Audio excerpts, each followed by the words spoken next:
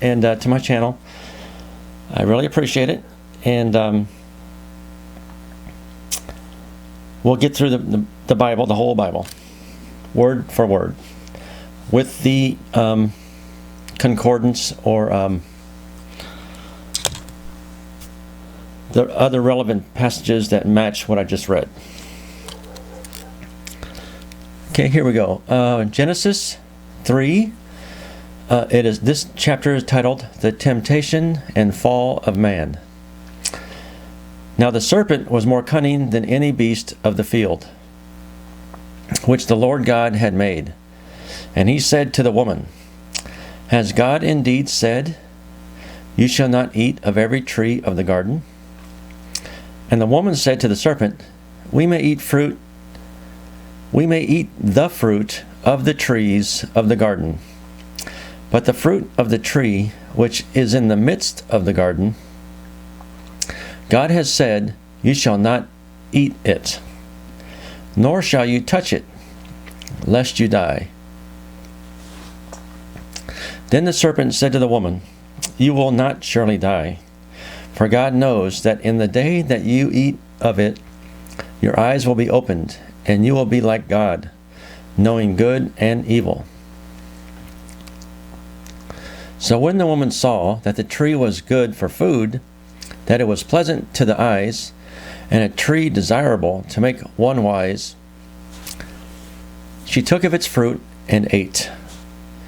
She also gave her to her husband with her, and he ate. Then the eyes of both of them were opened, and they knew that they were naked. And they sewed fig leaves together and made themselves coverings. And they heard the sound of the Lord God walking in the garden in the cool of the day. And Adam and his wife hid themselves from the presence of the Lord God among the trees of the garden. Then the Lord God called to Adam and said to him, "Where are you?" So he said, "I heard your voice in the garden, and I was afraid because I was naked, and I hid myself." And he said, "Who told you that you were naked? Have you eaten from the tree of which I commanded you that you should not eat?" Then the man said, "The woman whom you gave to be with me, she gave me of the tree, and I ate." And the Lord God said to the woman, "What is this you have done?" The woman said, "The serpent deceived me, and I ate." So the Lord God said to the serpent, "Because you have done this, you are cursed more than all cattle, and more than every beast of the field. On your belly you shall go, and you shall eat dust all of the days of your life. And I will put enmity between you and the woman, and between the seed of her seed, and he shall bruise your head, and you shall bruise his heel." To the woman he said, "I will greatly multiply your sorrow and your conception. In pain you shall bring forth children. Your desire shall be for your husband, and he shall rule over you." Then Adam, he said, "Because you have heeded the voice of your wife, and have eaten from the tree of which I commanded you, saying, 'You shall not eat of it,' cursed is the ground for your sake. In toil you shall eat of it, and all the days of your life. Both thorns and thistles it shall bring forth for you, and you shall eat herb of the field, and in the sweat of your face you shall eat bread, till you return to the ground. For out of it you were taken, for dust you are, and to dust you shall return." And Adam called his wife's name Eve, because she was the mother of all living.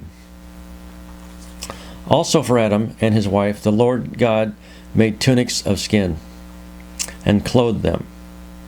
Then the Lord God said, "Behold, the man has become like one of us, to know good and evil. And now, lest he put out his hand and take also of the tree of life, and eat, and live forever. Therefore the Lord God sent him out of the garden of Eden to till the ground from which he was taken. So he drove out the man, and he placed cherubim at the east of the Garden of Eden, and a flaming sword which turned every way to guard the way to the tree of life. That's Genesis chapter 3. Here are the concordance notes. Before Adam and Eve sinned, they enjoyed 3 very special privileges. 1, they were in communion with God. They walked and talked with Him. 2, they knew God as He is. Their minds were not clouded by falsehoods or half-truths. 3, they possessed spiritual life. They were alive, not just physically, but in every sense of the word. Their souls were alive. The effects of sin, when Adam and Eve disobeyed God's command and fell into rebellion, they lost all 3 of their God-given privileges. 1, their intimate communion was broken. Adam and Eve hid from God.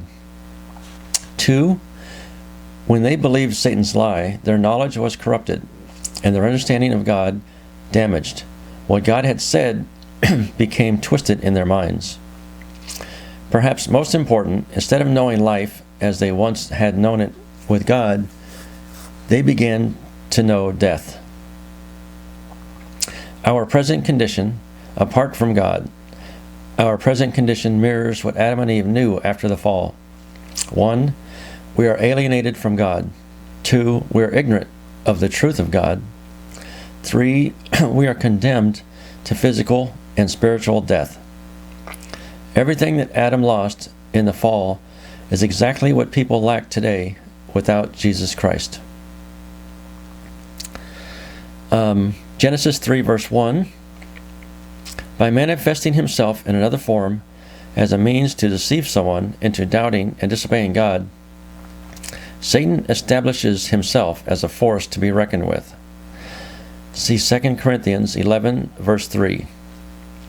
Also see Revelations 12 verse 9 and Revelations 20 verse 10. Genesis 3 verse 2 and 3. Eve did what so many people do even now. She revised and then rejected what God said. The sin always produces the same result: separation from God and ultimately death, unless sin is atoned for. Genesis 3 verse 5 and 6. Satan's words contained partial truth. Your eyes will be opened. A common tactic of his when tempting humans. He appealed to Eve's desires, just as he did with Christ in the wilderness, and as he does with all Christians. See also Luke 4, verses 1 through 12, John 2, verse 16. When Adam ate of the fruit, sin and death became earth's realities. See Romans 5, verse 12. Genesis 3, verses 8 through 10. When humans do wrong, their impulse is to hide, if they are still sensitive to sin. Sin disrupts the person's relationship with others and with God. See Isaiah 59, verse 2. God seeks a relationship. Still, God seeks a relationship. See Luke 19, verse 10, and Romans 5, verse 7 and 8. Genesis 3, verses 12 and 13. Adam tried to place the blame for his sin onto Eve, the woman, and even God himself by saying, "You gave me." Eve in turn blamed the serpent. Human nature is to point to someone else when caught in sin, but God is never fooled. He sees and knows everything. Genesis 3, verses 14 through 19. Two curses followed man's sin: the curse on the serpent, Satan, and the curse on the ground. These curses will not be resolved until the events described in Revelation 20 and 22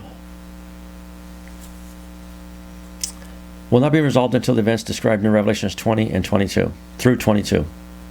Notice that man and woman are not cursed. God blessed them in Genesis 1:28. Once God blesses, he cannot curse. See Numbers 23, 7 and 8. Some scholars call this verse the proto-evangelium. Proto means first, evangelium means gospel. Because the words, "He shall bruise your head, and you shall bruise his heel," contain the seed form of the earliest statement of the first gospel, the good news of salvation. The coming of the woman's seed was fulfilled in Jesus' birth. See Matthew 1 through 2, Luke 2, and Galatians 4, verse 4. On the cross, Jesus' body was bruised and broken. At the second coming, Satan's head will be bruised. See Romans 16, verse 20. Genesis 3, verses 16 through 19. With the curse of humanity came 5 tragic realities: sorrow, pain, relational discord, sweat, and death. See Job 14, verse 1. Also Romans 8, verses 20 through 22. This movement toward breakdown anticipated science's second law of thermodynamics. It also counters evolution, which claims that systems improve over time.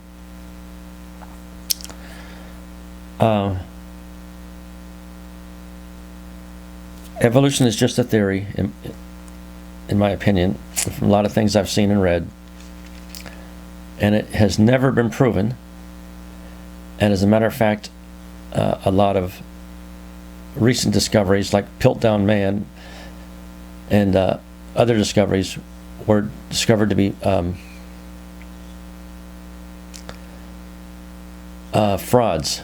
Piltdown Man, they constructed a whole human skeleton from one tooth, and when it was later taken out of its case recently and checked for DNA, they found marks from sandpaper, and it was covered in lacquer to make it look old, and the DNA inside was a pig. Piltdown Man, that man lived, that the guy that discovered that tooth, or created that tooth, and later created the second tooth nearby in England, had his whole career, lived a great wealthy life because he did 2 fraudulent schemes in order to try to prove evolution. Evolution is a fraud, and it's just a tool to mislead people. Okay, where were we?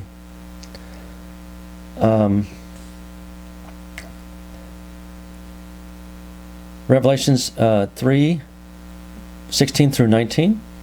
This movement toward breakdown anticipated science's second law of thermodynamics. It also counters evolution, which claims that systems improve over time. Genesis 3, verse 17. Adam bore the weight of the curse of the ground because he was the head, not only of his wife, but of all humankind. With Adam's sin, humanity's paradise became a hostile wilderness. The roses grew thorns, and the tigers became meat eaters. The entire world groans for Eden to be recreated. When Christ returns to rule and reign on this earth during the millennium, life will resume as it was before the curse. See Psalm 65. The full resolution will be in the eternal state. See Revelations 21 and 22.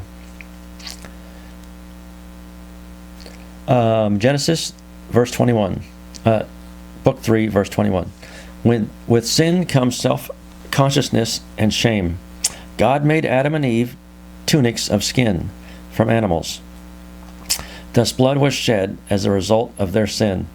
This event foreshadows the necessity of blood sacrifices. first of animals and then of Christ, to bridge humanity's sin, separation from God. See Hebrews 9:22. What God does to fully clothe the couple demonstrates the inadequacy of the fig leaf coverings that Adam and Eve had made for themselves. In verse 7, human attempts to self-sufficiency will always fall short of God's abundant provision. Okay, that's all for Genesis chapter 3. And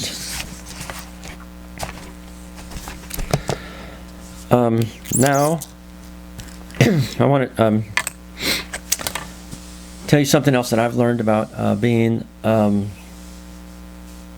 more successful, more happy, and more productive. And that is that what you perceive to be true, what you perceive to be true, your mind thinks it's true. So even if you mistakenly have an assumption about somebody, in your brain, that assumption is real, or assumption about anything. So, I lost something valuable once, and there was someone in the room. When I came back, I said, "Hey, did you see my thing, my widget?" And they said, "No, I haven't seen it." And so I said, "Huh, okay," and they left, and I thought that they had stolen it. So it was very valuable, and I was thinking all along that they were guilty, and looked for it, and I was furious for like 3 days. And then I looked behind something, and there it was. I had just misplaced it. But in my head, they were guilty of theft. I was mad at them. Luckily, I hadn't said or done anything. I wouldn't talk to them, and I was yelled at them a couple times, but not directly accusing them yet. And thank God. But in my mind, they were guilty, even though it wasn't true. So what I'm trying to say is, your perception is what makes you either happy or sad. And it could influence your success or your failure. So, if you think in my head, "No, I can't make a salad, I don't have the skills, I don't know what to put in it, and this and that," then when you try, it's going to be very hard for you. But if you think in your head that someone says, "Make a salad," you haven't done it before, just think, "I can do this. How hard can it be?" And just do the best you can. But see the result ahead of time. Positive expectation of success really helps with everything. So you think, "I'm going to do this, and I'm going to do it good." So with that, it changes everything you do. When you see some of the ingredients, you will recognize, say, "Yeah, this will work," instead of having the negative attitude and say, "Oh, that might not taste right with the carrots, might not taste right with the tomatoes," whatever. It's very, very important to keep a positive attitude and have confident expectation of success in everything you do. Also, this is something new I'm starting to work on. Tony Robbins recommends it. I haven't heard much. I just heard him say it a couple times. Before you go into a room or get into your car or into your kitchen, think in your head, "What am I going to do when I get in here?" And try to have a goal in mind. So I'm going to go in the kitchen. I'm going to get a glass of milk drink it, wash the glass, put the glass away. That's just a very, very simple thing. But or like if you're going into a living room and there's a family member there, you think, why am I going into this room? I'm going to sit down and watch TV with John, but I want John to know he's my family and that I love him and support him. So you just have a little focus on that and say, hey John, how's it going? It's so good to see you again, brother. And sit down and smile at him while you watch TV. Not anything crazy, but just trying to be a little, have a little intention when you're doing things, and I think that's good advice. All right, well, this is the end of episode 5.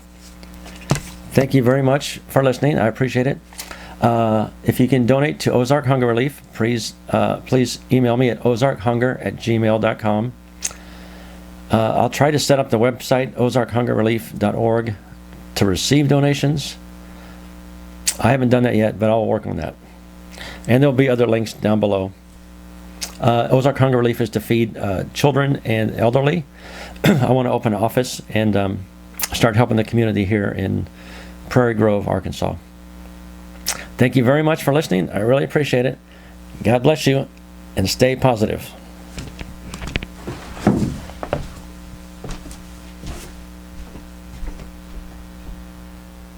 The 4th century, around 300 BC, and this tells us that Daniel... Okay, we will finish with Maslow's needs hierarchy pyramid. The top of the pyramid is self-actualization, where you learn to, you have all your basic needs met, and now you can develop your spirit. And in this state of mind, you should be giving back and helping your fellow, your community around you, which is supposed to give greater levels of pleasure. Now, I bring that up because also Tony Robbins has his own basic needs pyramid. But he doesn't call it that. He calls it the 5 human needs. He says we all need certainty, which I guess would go along with Maslow's needs hierarchy pyramid of your housing, your food, your clothes. And we need uncertainty, according to Tony. And this makes total sense. That's why I'm telling you. It does pertain and is applicable to our lives. We need uncertainty. That would explain, like a lot of women, I'm sure men too, but women I've met, they want a guy that doesn't have a job, or just got fired, or is homeless, or between couch surfing.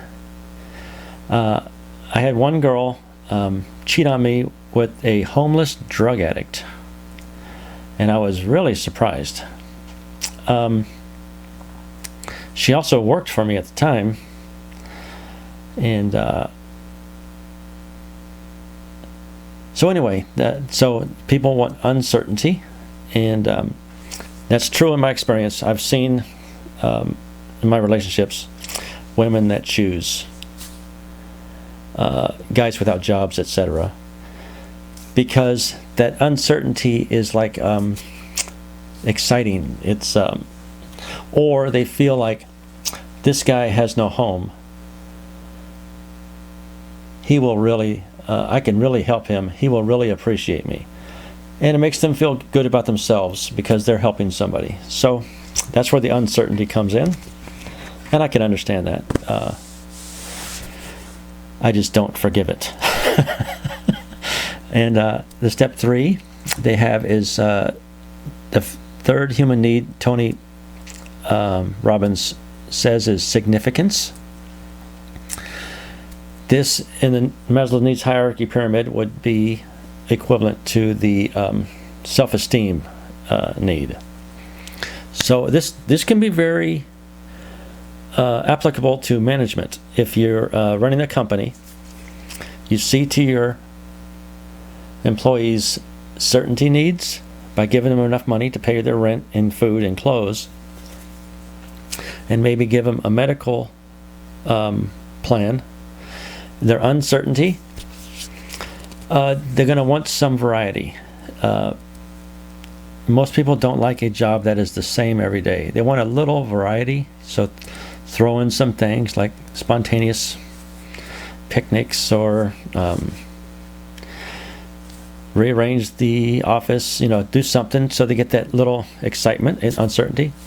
This is good for management or for motivating individuals any way you like. Significance, very important in a professional setting. You want to acknowledge the employees or your wife or husband's abilities that you want to reinforce.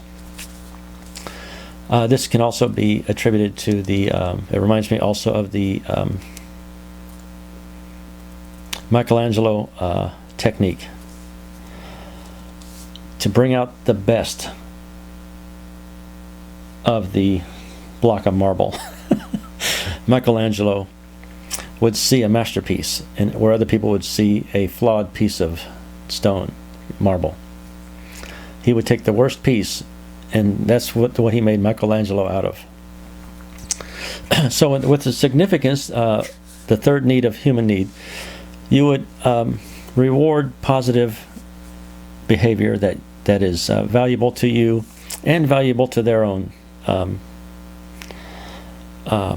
professional growth. So, and also it reinforces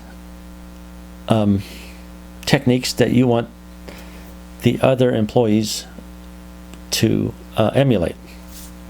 So you say, Jane Doe here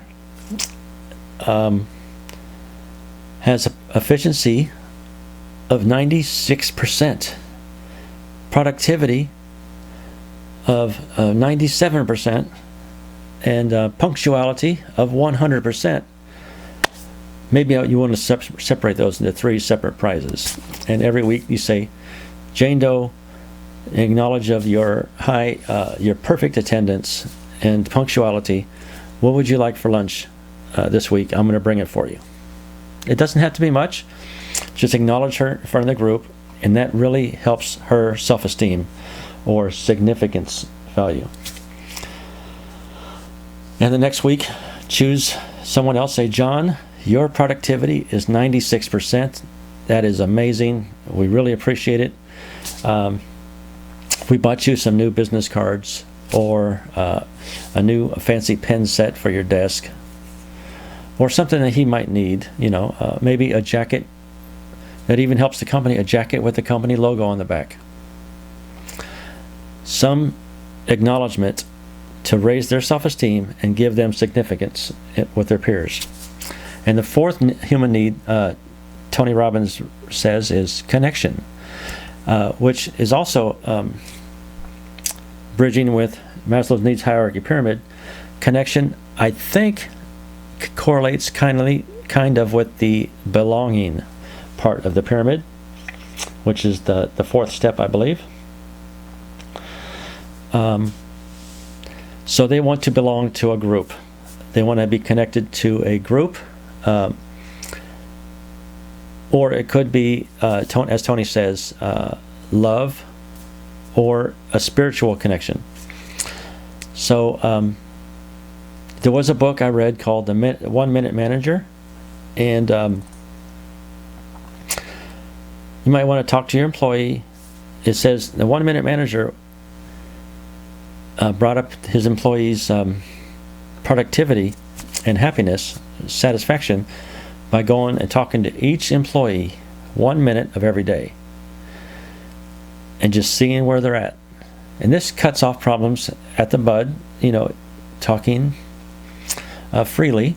And they might say something that they usually wouldn't say to you, like, "Oh, everything's going great. I like the hours, and this job is good.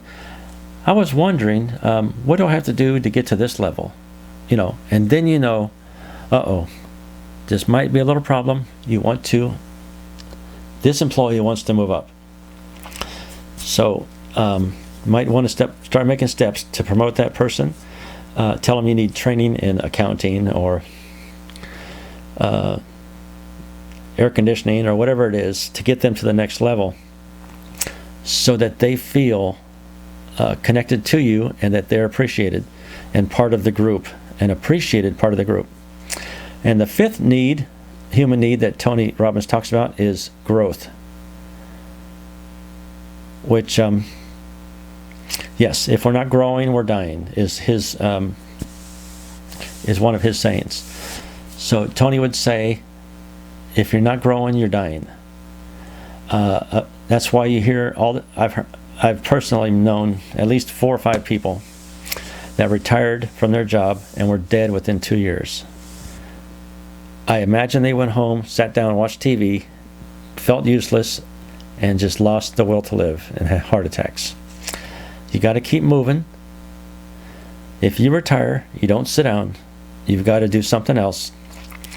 At least get out and walk around. Go to the high school 3 times a week and walk around the track, and or walk around a park. Go to a coffee shop, walk around, talk to some people. You got to do something. If you sit around the house, you're just going to have a heart attack.